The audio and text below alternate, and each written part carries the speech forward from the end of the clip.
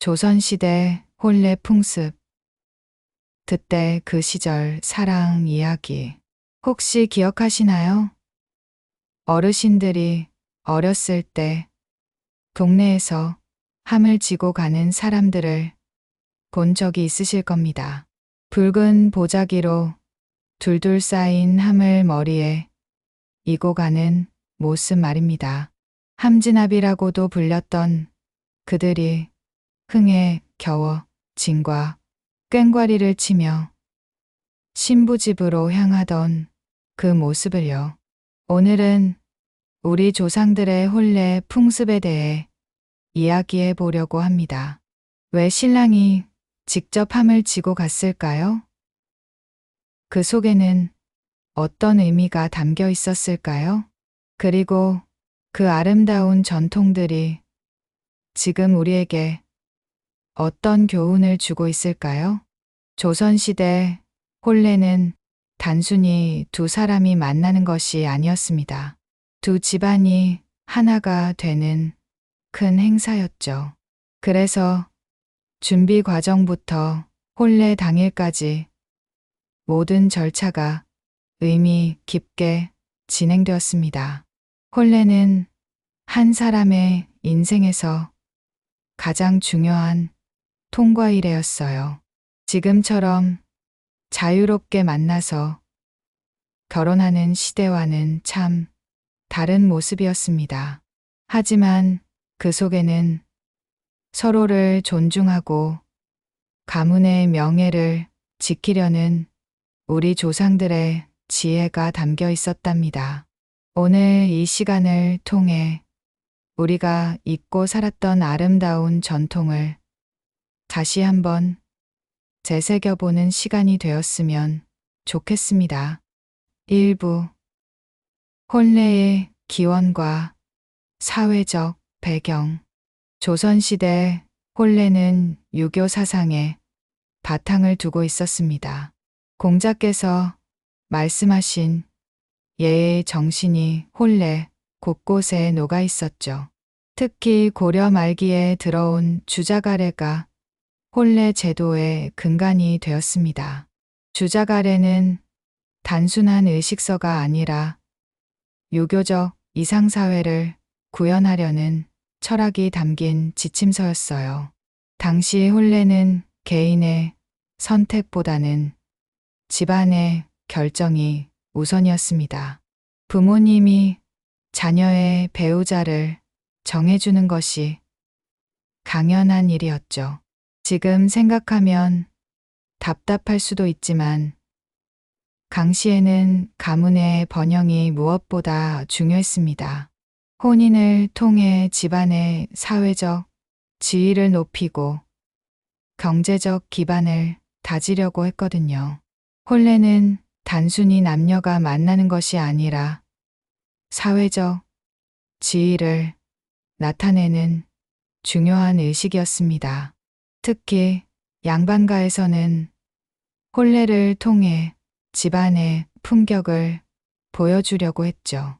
혼례복만 봐도 그 집안의 격을 알 수 있었을 정도였습니다. 혹시 아시나요? 조선 전기에는 처가살이가 일반적이었습니다. 신랑이 신부 집에서 몇 년간 살았던 거죠. 이를 서류부가혼이라고 불렀습니다. 지금과는 정반대였던 셈입니다. 이때는 신부 집안의 영향력이 컸어요. 하지만 조선 후기로 갈수록 남성 중심 사회가 강화되면서 신부가 시집으로 가는 국외거주혼으로 바뀌었습니다. 이때부터 우리가 아는 전통 혼례 모습이 자리 잡았죠. 특히 16세기 이후 성리학이 깊이 뿌리내리면서 남성 중심의 가부장제가 확립되었어요. 당시 혼례는 계절과도 밀접한 관련이 있었습니다. 주로 가을과 겨울에 혼례를 많이 올렸죠. 농사일이 끝나고 시간적 여유가 있을 때였습니다. 또한 추수를 마친 후라 음식 준비도 풍성하게 할 수 있었고요. 봄과 여름은 농번기라 혼례를 피했어요. 신분에 따라 혼례 규모도 달랐습니다. 양반가는 며칠에 걸쳐 성대하게 치렀지만 평민들은 간소하게 진행했죠. 하지만 신분이 낮다고 해서 혼례의 의미가 적었던 것은 아닙니다. 모든 계층에서 혼례는 인생의 큰 전환점이었어요. 모든 계층에서 혼례는 인생의 큰 전환점이었습니다. 한 사람이 자녀에서 어른으로 한 집안의 며느리나 사위로 새로운 역할을 맡게 되는 순간이었죠. 그래서 혼례 당일만큼은 자신의 신분보다 높은 옷을 입을 수 있도록 허락했습니다. 혼례는 또한 공동체의 축제이기도 했습니다. 온 동네 사람들이 모여 축하하고 도왔죠. 혼사계라는 것을 만들어 혼례에 필요한 물품들을 공동으로 준비하기도 했습니다. 개인의 일이 아니라 공동체 전체의 경사였던 거죠. 조선시대 혼례에서 가장 중요한 것은 조상에 대한 예의였습니다. 조상의 음덕을 받아 좋은 배우자를 만났다고 여겨 사당에 고하는 의식을 반드시 치렀어요. 또한 혼례를 통해 조상의 혈통을 이어가겠다는 의지를 표현했습니다. 2부 혼례 전 준비 과정의 초기 형태. 조선시대 혼례는 사례라는 4가지 단계로 나뉘어 있었습니다. 의혼, 납체, 납해, 친형이 바로 그것이죠. 원래 중국에서는 육례라고 해서 6단계였는데 주자가 4단계로 간소화한 것입니다. 이 사례는 혼인의 신중함을 보여주는 체계적인 절차였어요. 먼저 의혼입니다. 이는 혼인 의사를 타진하는 단계였죠. 중매쟁이가 양가를 오가며 혼담을 주선했습니다. 당시 중매쟁이는 매우 중요한 역할을 했어요. 단순히 혼인을 성사시키는 것이 아니라 두 집안이 잘 맞는지를 판단하는 전문가였거든요. 혹시 기억하시나요? 옛날에는 중매장이 아줌마라는 말이 있었잖아요. 바로 이런 전통에서 비롯된 말입니다. 중매쟁이는 양 집안의 사정을 잘 파악하고 있어야 했거든요. 집안의 가세는 물론이고 가족들의 성품까지 알고 있어야 했어요. 의혼에서는 서로의 집안 내력을 자세히 살펴봤습니다. 문벌은 어떤지, 재산은 얼마나 되는지, 가족들의 품행은 어떤지를 꼼꼼히 따져봤죠. 특히 양반가에서는 과거 급제자가 몇 명이나 나왔는지도 중요한 판단 기준이었어요. 납체는 신랑 측에서 신부 측의 혼인을 청하는 단계입니다. 이때 신랑의 생년월일씨를 적은 사주를 보냈죠. 신부 측에서 이를 받으면 혼인에 동의한다는 뜻이었습니다. 사주단자는 혼인의 첫 번째 공식적인 증거였어요. 사주를 보낼 때는 정성스럽게 준비했습니다. 좋은 종이에 단정하게 써서 디단 보자기에 싸서 보냈죠. 받는 쪽에서도 이를 소중하게 여겼습니다. 사주를 받으면 점쟁이에게 가서 궁합을 봤어요. 좋지 않으면 혼담이 파기되기도 했습니다. 택일은 혼례 날짜를 정하는 중요한 과정이었습니다. 음양호 행설에 따라 신랑 신부에게 좋은 날을 골랐죠. 이때 역술가의 도움을 받았습니다. 잘못된 날짜에 혼례를 올리면 불행해진다고 믿었거든요. 혹시 아시나요? 조선시대에는 택일을 매우 신중하게 했습니다. 몇 달 전부터 미리 준비해서 여러 날짜를 검토하고 또 검토했어요. 날짜가 정해지면 연길이라고 해서 신부 집에 알렸습니다. 이때부터 본격적인 혼례 준비가 시작되었어요. 날짜가 정해지면 양가에서는 본격적인 혼례 준비에 들어갔습니다. 신랑 집에서는 혼례복과 예물을 준비했고 신부 집에서는 혼례 음식과 손님 접대 준비를 했죠. 이때부터 온 집안이 분주해졌습니다. 특히 신부 집에서는 혼례 며칠 전부터 친척들이 모여 음식을 준비했습니다. 떡을 치고 고기를 삶고 나물을 무치는 일로 온 집안이 바빴죠. 이런 모습 어르신들도 기억하실 겁니다. 온 동네가 도와주는 진정한 공동체 문화였어요. 신랑 집에서도 마찬가지였습니다. 혼례복을 준비하고 함에 들어갈 예물을 마련하느라 바빴어요. 특히 혼서지라는 혼인 증서를 정성스럽게 작성했습니다. 이는 평생 간직할 소중한 문서였거든요. 3부 함과 나폐의 전성기.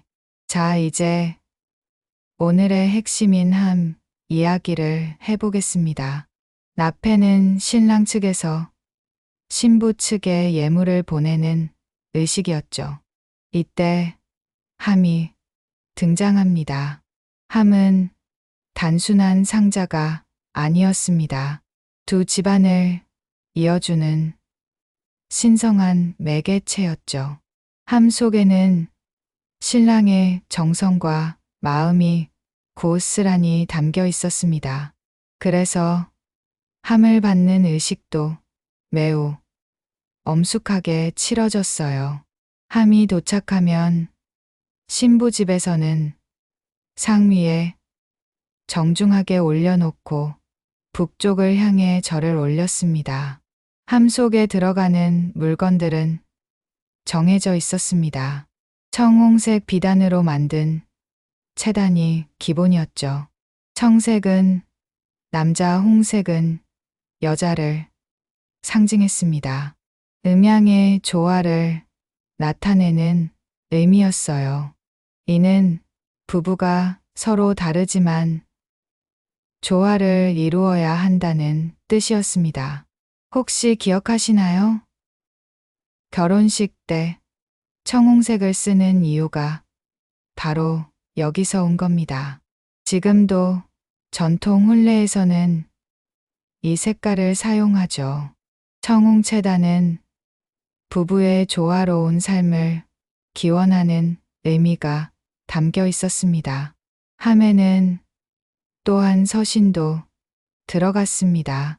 신랑이 신부에게 보내는 첫 번째 편지였죠. 이 편지에는 평생 함께 하겠다는 약속이 담겨 있었습니다. 요즘으로 치면 프러포즈 편지 같은 거였어요. 정말 정성스럽게 써서 보냈답니다. 그리고 혼서지라는 혼인 증서도 들어있었어요. 지금의 결혼 증명서와 같은 역할을 했죠. 이 혼서지는 매우 정식적인 문서였습니다. 신부는 이를 평생 간직하다가 죽을 때 관 속에 넣었을 정도였거든요. 한 남편만을 섬겼다는 증거였어요. 함에는 때로 신부용 옷감이나 장신구도 들어갔습니다.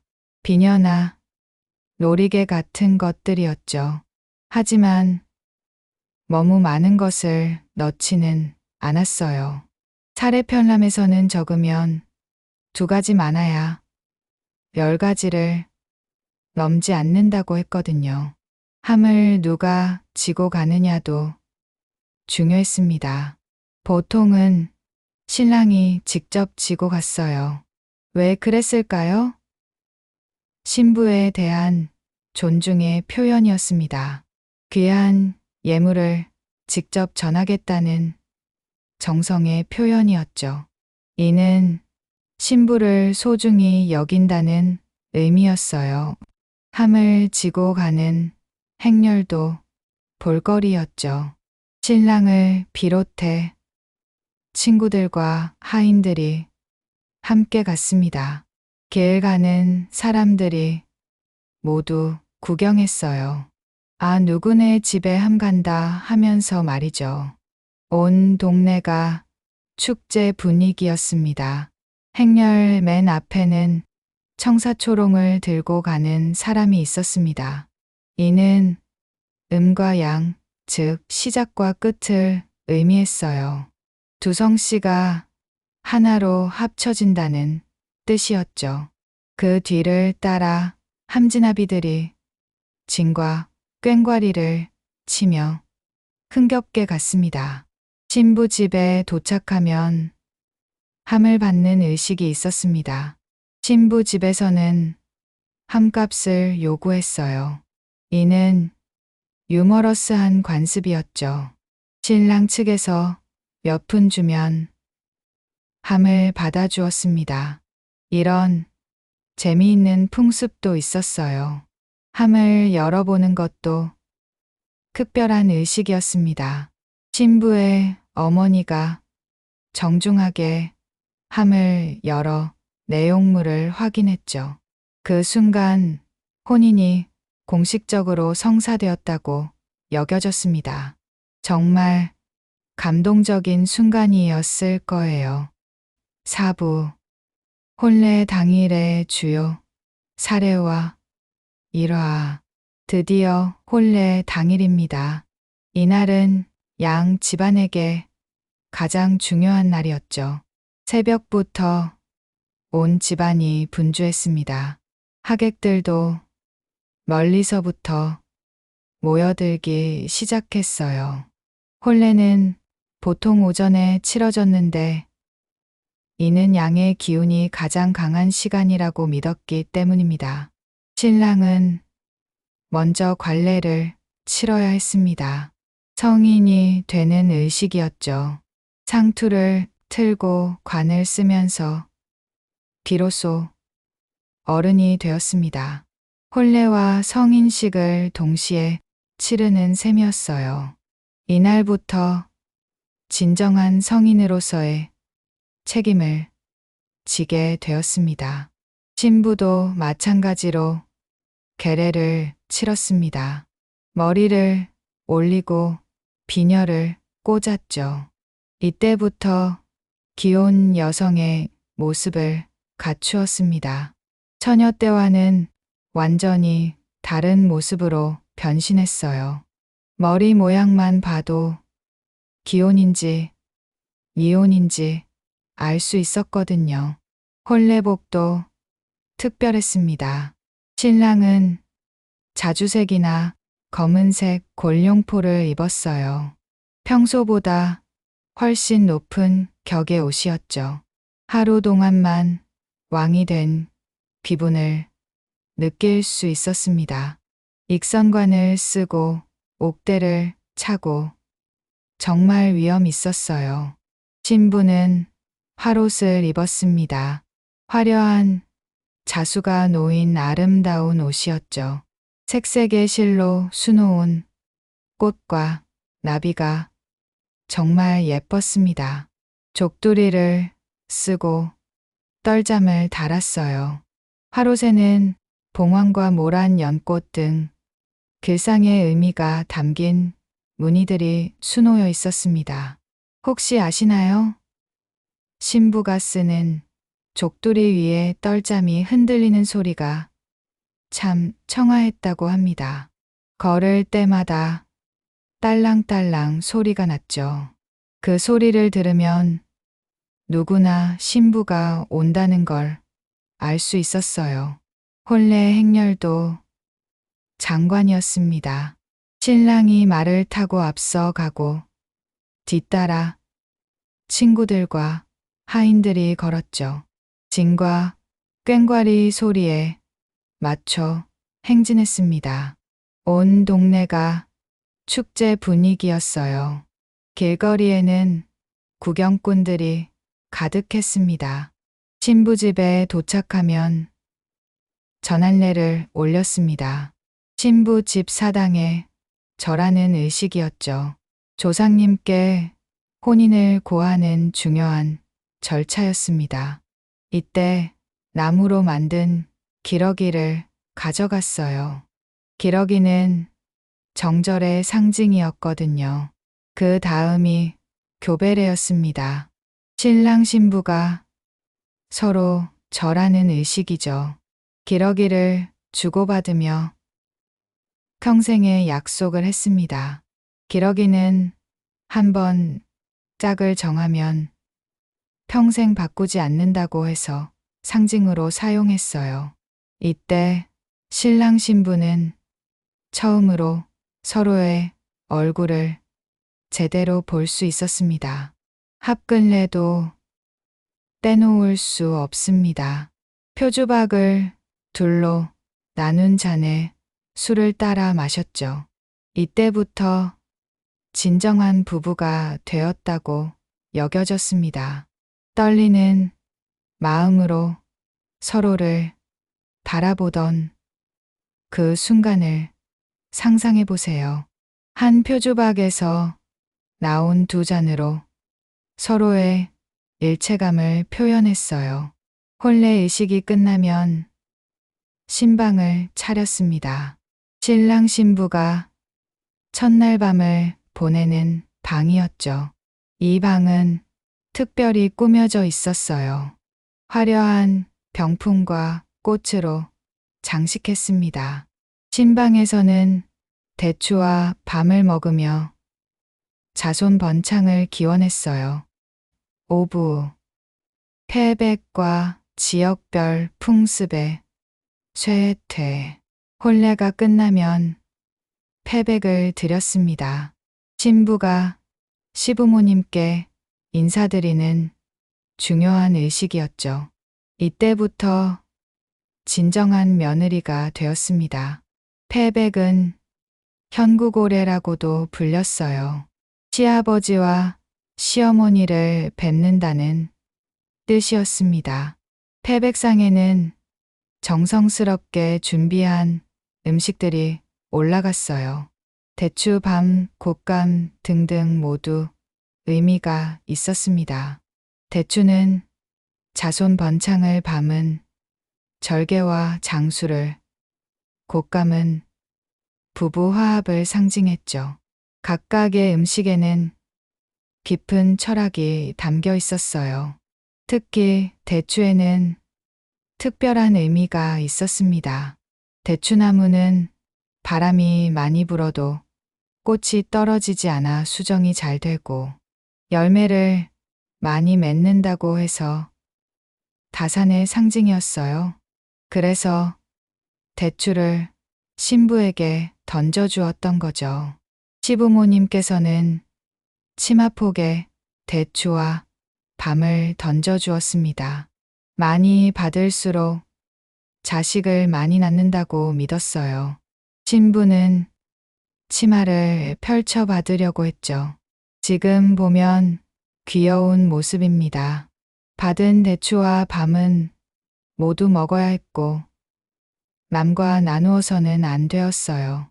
밤에도 깊은 뜻이 있었습니다.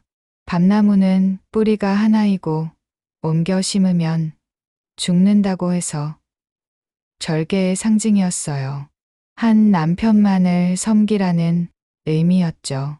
또한 밤 속에는 하나의 알맹이가 들어있어 한 마음을 뜻하기도 했습니다. 곶감은 어떨까요? 감에는 씨가 6개나 들어있어 육조판서를 의미한다고 했습니다. 높은 벼슬에 오르라는 뜻이었죠. 또한 오감을 넘어선 육감의 세계를 의미하기도 했어요. 교육의 중요성을 강조하는 의미도 담겨 있었습니다. 태백에는 또한 대추고임이라는 특별한 음식이 있었습니다. 대추를 홍실에 꿰어서 원반에 고이 쌓아 올린 것이었어요. 홀술 안으로 쌓는 것이 원칙이었습니다. 이는 시아버지께 드리는 음식으로 가장 정성이 들어간 것이었죠. 지역마다 독특한 풍습들이 있었어요. 경상도에서는 신랑이 신부 집에서 며칠 머물렀습니다. 전라도에서는 초래청이라는 별도의 건물에서 혼례를 올렸죠. 각 지역의 특색이 있었어요. 제주도는 더욱 특별했습니다. 요령혼례라고 해서 신랑이 신부 집 담을 넘어 들어갔어요. 마치 도둑처럼 몰래 들어가는 것이 전통이었죠. 정말 독특한 풍습이었습니다. 이는 제주도의 독특한 문화를 보여주는 사례였어요. 평안도에서는 신부가 시집 가기 전에 신행차라는 의식을 했습니다. 친정 식구들과 마지막 시간을 보내며 눈물을 흘렸죠. 정말 애잔한 모습이었을 겁니다. 친정을 떠나는 아쉬움을 달래는 의식이었어요. 하지만 일제강점기를 거치면서 많은 전통이 사라져갔습니다. 신식 결혼식이 들어오면서 우리 고유의 혼례 문화가 위축되었죠. 1890년대부터 예배당 결혼이 시작되었어요. 이때부터 서구식 문화가 본격적으로 들어왔습니다. 광복 이후에도 서구식 결혼식이 대세가 되었습니다. 웨딩드레스와 턱시도가 한복과 족두리를 대신했어요. 효율성을 중시하다 보니 의미 깊은 의식들이 간소화되었습니다. 1960년대부터는 예식장 문화가 본격화되었어요. 1960년대 이후 급속한 산업화와 함께 전통 혼례는 거의 사라졌습니다. 도시로 몰려들면서 개가족 제도가 해체되고 핵가족이 보편화되었죠. 혼례도 예식장에서 간단히 치르게 되었어요. 1969년 가정일의 준칙이 제정되면서 전통 혼례는 더욱 설 자리를 잃었습니다. 사치를 금지한다는 명목이었지만 우리 고유의 문화도 함께 사라지게 되었죠. 지금은 전통 혼례를 찾아보기 어렵습니다. 6부 현재와의 연결점과 의미. 그렇다면 조선시대 혼례 풍습이 지금 우리에게 주는 의미는 무엇일까요?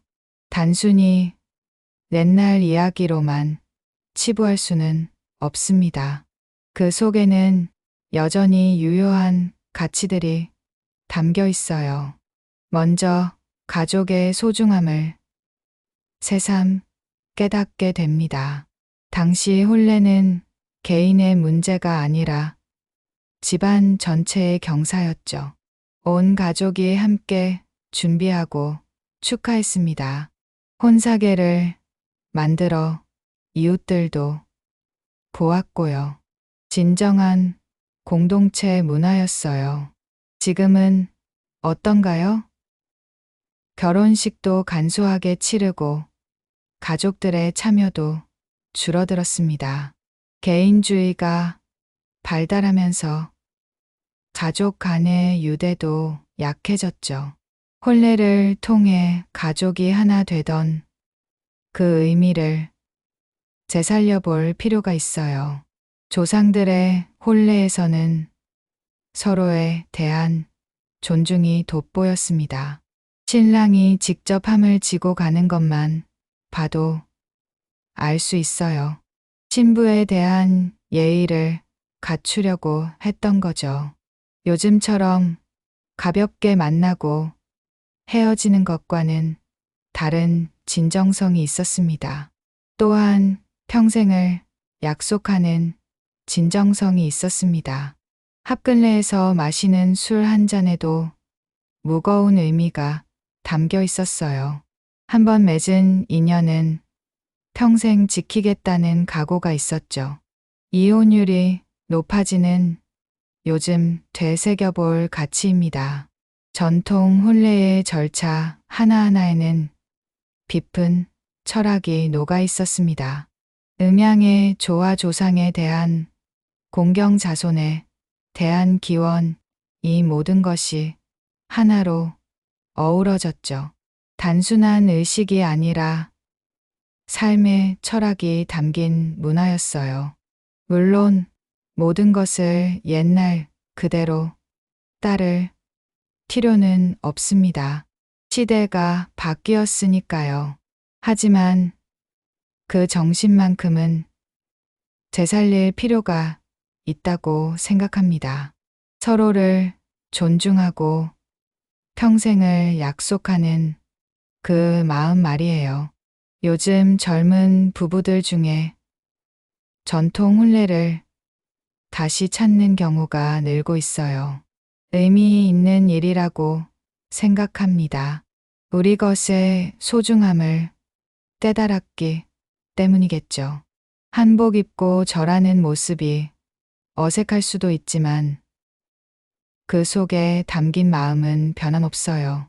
전통 혼례에서 배울 수 있는 또 다른 가치는 인내와 기다림이었습니다. 의혼부터 친형까지 오랜 시간에 걸쳐 차근차근 준비했어요. 급하게 서두르지 않고 신중하게 진행했죠. 지금은 모든 것이 빨라졌지만 조금 더 신중함이 필요할 것 같습니다. 마무리 전통에서 배우는 삶의 지혜. 지금까지 조선시대 혼례 풍습에 대해 함께 알아보았습니다. 함을 지고 가던 신랑의 모습에서 시작해서 패백을 드리는 신부의 모습까지 참 많은 이야기가 있었죠. 우리 조상들의 혼례에는 서로를 존중하고 가족을 소중히 여기는 마음이 담겨 있었습니다. 비록 지금과는 다른 모습이었지만 그 정신만큼은 여전히 의미가 있다고 생각해요. 혹시 어르신들 중에서도 어린 시절 이런 전통 혼례를 본 기억이 있으실 겁니다. 함을 지고 가는 신랑의 모습이나 화려한 한복을 입은 신부의 모습을 말이에요. 진과 꽹과리 소리에 맞춰 행렬이 지나가던 그 흥겨운 모습도요. 그 시절의 추억을 되살리시면서 오늘 이야기를 들어주셨을 겁니다. 옛날에는 혼례가 정말 온 동네의 축제였어요. 지금보다 훨씬 따뜻하고 정겨운 모습이었죠. 결혼은 단순히 두 사람이 만나는 것이 아니라 새로운 가족을 이루는 일입니다. 그래서 더욱 신중하고 의미 깊게 준비해야 하는 거죠. 전통 혼례가 보여주는 정성과 예의가 바로 그런 것이었어요. 전통 혼례의 모든 절차를 지금 그대로 따를 수는 없겠지만 그 정신만큼은 이어받았으면 좋겠습니다.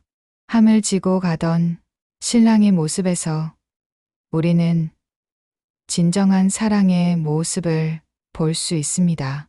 자신의 체면이나 편의보다 상대방을 존중하는 마음이 우선이었어요. 이런 마음가짐이야말로 행복한 결혼 생활의 비결이 아닐까 합니다. 패백을 드리던 신부의 모습에서는 겸손과 효의 정신을 볼 수 있어요. 새로운 가족이 되어 잘 지내겠다는 의지가 담겨 있었죠. 지금도 이런 마음가짐이 필요하다고 생각합니다. 전통 혼례에 담긴 또 하나의 지혜는 인내와 기다림이었습니다. 의혼부터 친형까지 오랜 시간에 걸쳐 차근차근 준비했어요. 급하게 서두르지 않고 신중하게 진행했죠. 혼례 음식에 담긴 의미도 잊지 말아야 할 것 같아요. 대추, 밤, 곶감 하나하나에 모두 깊은 뜻이 있었거든요. 자손, 번창, 절개, 장수 이런 가치들은 지금도 소중하잖아요. 전통 혼례를 통해 우리가 배울 수 있는 가장 큰 교훈은 예의와 정성입니다. 이런 추억 여러분은 어떻게 기억하시나요? 어린 시절 본 전통 혼례나 어르신들이 들려주신 옛날 이야기가 있으시다면 댓글로 나눠주세요. 함을 지고 가던 그 흥겨운 모습이나 패백을 드리던 정중한 모습 같은 기억들 말이에요. 저도 댓글 하나하나 꼼꼼히 읽어보겠습니다. 여러분의 소중한 경험과 기억을 함께 나누면서 우리 전통의 소중함을 다시 한번 느껴보았으면 좋겠어요. 그런 이야기들이 모여 더 큰 의미가 될 것 같습니다. 혹시 전통 혼례를 직접 경험해 보신 분이 계시다면 그 느낌도 나눠주세요. 요즘도 가끔 전통 혼례를 하는 분들이 계시거든요. 다음에도 우리 조상들의 지혜가 담긴 이야기로 찾아뵙겠습니다. 구독과 좋아요, 알림 설정도 꼭 부탁드립니다. 오늘도 끝까지 들어주셔서 정말 고마웠습니다. 다음 시간에도 더욱 흥미롭고 의미 있는 이야기로 찾아뵙겠습니다.